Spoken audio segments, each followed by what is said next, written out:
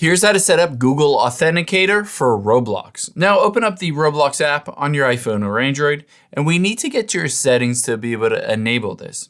So tap on More at the bottom right, and then scroll down to Settings. Now within Settings, you can have an email address or phone number as a backup to get a verification code, but the safest is Google Authenticator. So let's set that up by tapping on Security here, and once this loads, you'll be able to see Authenticator app. I can just tap on it, and I'll tap on Verify to verify that I own this account. It'll just use my Face ID. Now from here, it's going to give me a code that I need to enter into the Google Authenticator app to have this set up, and then I'll show you how it works. So you can see this long code at the very top. I'm going to just tap on it, and you can see manual key copied to my clipboard.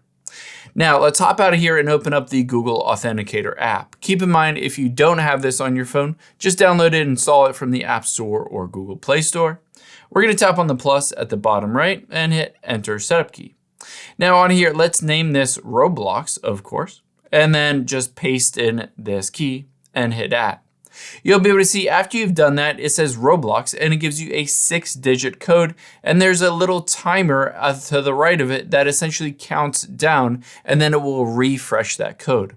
From here, we need to get this code and enter it into Roblox. So when it refreshes here in a couple of seconds, I'm just going to tap on it to copy it. So just tap on it, and then in the Roblox, I'm just going to hit paste and hit verify.